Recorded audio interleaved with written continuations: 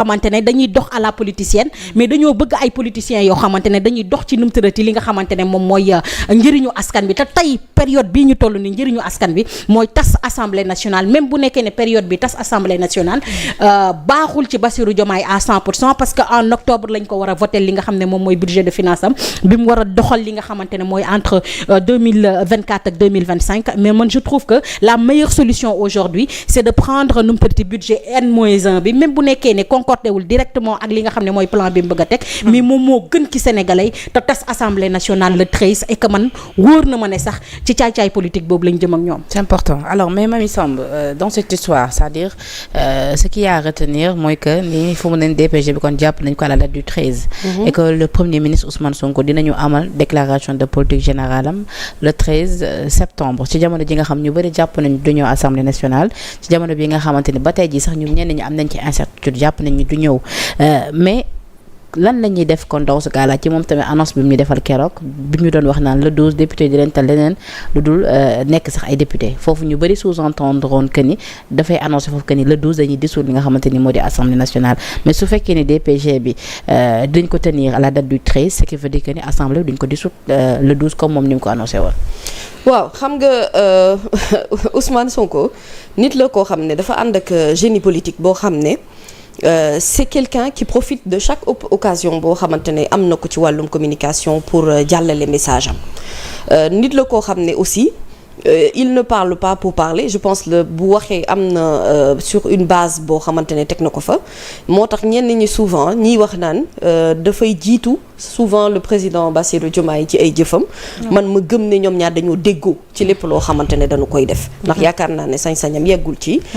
mu yëkkati kaddu boo xamante ne ça touche directement le président de la République te amul fu mu ko wéer wala amul fu mu ko teg donc ñoom ñaar seen diggante réeroo amul ça c'est la première chose beneen bi ci topp mooy Penda Badji man bu dee sama gëm-gëmu bopp nga may laaj assemblée nationale bi ci boppam man moom laa gëmatul assemblée nationale bi laa jàppul ne peuple sénégalais bi mérité nañu que le premier ministre di fa taxaw di def sa déclaration de politique générale parce que wane nañu ni ce ne sont pas des députés du peuple mais ce sont plutôt des opposants politiques yoo xam ne ñoo nekk ci géewu pencum ndaw réew mi et à chaque fois que l'occasion se présente dañuy am ay attitudes politiques yoo xamante ne moom la ñuy am au sein de l'hémicycle et c'est ça qui est regrettable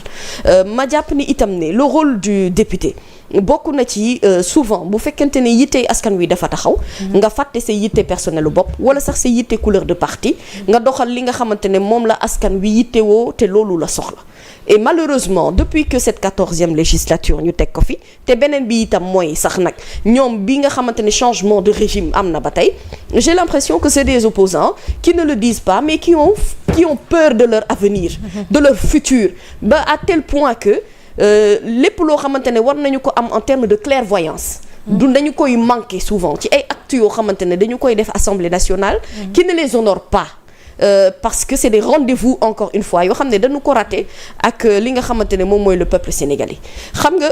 Ousmane Sonko leur a dit ci lu jëm ci li nga xamante ne moom moo jëm ci wàllu motion de censure parce qu'il parlait plus de la motion de censure que de sa déclaration de politique générale li mu wax mooy par rapport à la motion de censure am na foo xamante ne gëm naa ne duñu ko tal sax bay waxi motion de censure ak déet te parce que cette motion a été brandie bien avant sax ñuy wax ci waxu déclaration de politique générale et depuis que débat wu DPG bi ñu teg ko également il reste sur cette même position waaye yow nit koo xamante ne dégloo goo ko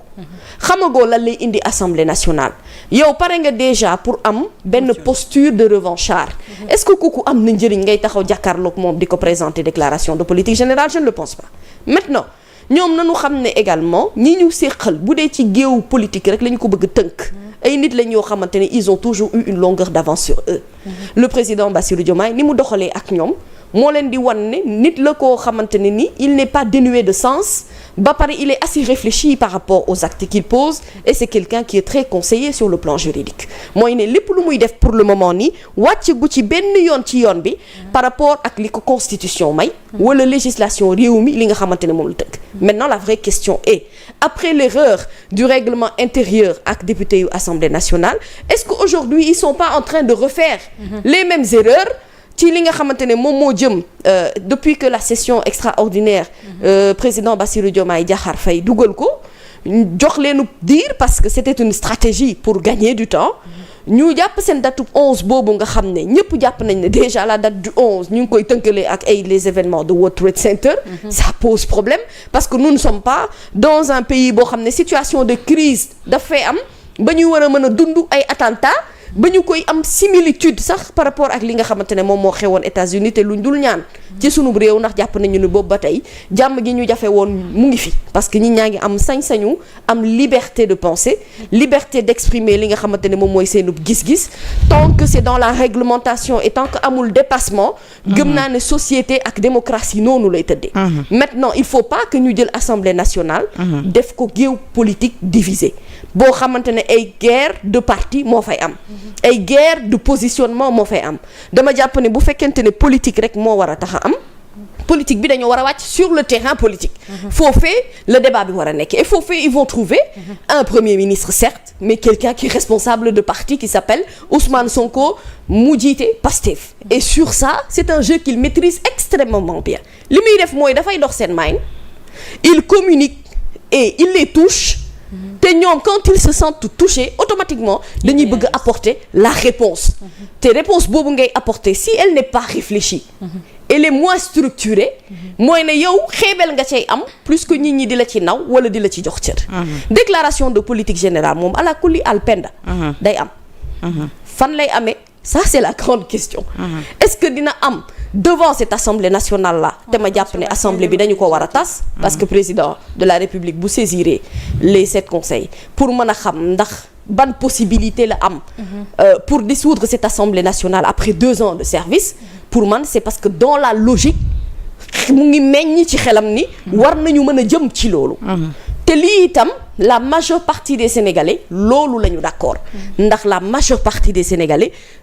reconnaître tuñu député Baye Fall yi nga xamante ne ñoom ñoo leen fa war ak Yaay Fall yi leen war a toogal biir assemblée nationale danoo dem ba député bu xarañ sax du feeñ au contraire li ngay seetlu mooy des gens yoo xamante ne ils viennent à la tribune et on se demande est-ce que même c'est des députés yoo xam ne jël nañ temps wu gëstu ci li ñu leen laaj pour apporter les réponses adéquates par rapport ak li askan wi soxla mais c'est plus des diversions ay députés yu bind ay livres rouges non mais le livre rouge est convoqué au niveau de l'Assemblée nationale parce que le livre blanc a été soulevé c'était juste une réponse adéquate ping-pong la rek mais prononcé ko ak ni mu ko waxee mais xam nga sëñ Abdou Bara Dolly ku ne xam na ne jàngul yow moom bul wax moom nee na la ku ne xam na ne jàngul non moom ku ne xam na ne jàngul mais lenn moom xam naa ko ci moom mooy ne député yu ko gën a maîtriser règlement intérieur bi bëriwul de beneen ba ca topp mooy petit visible le gré ce buzz là finalement bi waroon a nekk sax un bad buzz est devenu un buzz positif pour lui parce que aussi livre rouge boobu li mu ci wax français ba dëng baa mu jub mooy ne liñ ci yittewoo mooy ne il a eu la réponse qu'il fallait ci tribune ba ci Assemblée nationale quand le livre blanc a été soulevé maintenant nag xam nga man wax dëgg yàlla bu réew mi vraiment bu ñu waxantee dëgg rek Assemblée nationale man laa jàpp ne dañu ko def benn jardin d'enfants boo xam ne tous les jours avec un nouveau jeu souvent les gens disent oui ils nous font perdre le temps parce que les urgences sont ailleurs mais dama fàttali ni le pouvoir législatif doole gi mu am ci socle démocratique loolu moo war a mën a tax ñu jox ko tout le sérieux bi nga xamante ne moom la war a am aujourd'hui on ne peut pas voter de loi sans l'Assemblée nationale on ne peut pas voter de budget sans l'Assemblée nationale kon ñoom ñi fa nekk bu ñu xamul cër ak gëdd gi nga xamante ne moom la ñu war a toogee ca Assemblée nationale yoon la président utiliser l'exécutif jaarale ko ci yoon pour wax leen ne fii ngeen war a liggéeyee te ci axe bii ngeen ko war a teg ah oui et d'autres disaient que bon quand il va revenir de Chine il va s'exprimer on attend de voir ce qu'il y a et par rapport à l'information que Ouleymane vient de donner que c'est le président moo leen wax ne leen ne du ñu tas assemblée bi jàpp leen datu le 13 bi après faut voir si c'est pas une ruse ça peut être une ruse au cas échéant bu fekkente ne Ousmane Sonko day dem assemblée nationale xanaa ngal la ngir yàlla kon une fois de plus dinañu teer ce débat bi nga xamante ne dañu koo yóbbu sur un angle politique te warul am benn ressemblance ak angle politique ndax ñoom bu ñu bëggee liggéey faaw ñu am assemblée nationale bu leen di dooleel te ma jàpp ne même bu fekkee bokkuñu camp politique si la proposition de l'État mu ngi dem ci intérêt peuple bi mais ñëpp ci war a d'accord quel que soit nit ki jàkkaarloog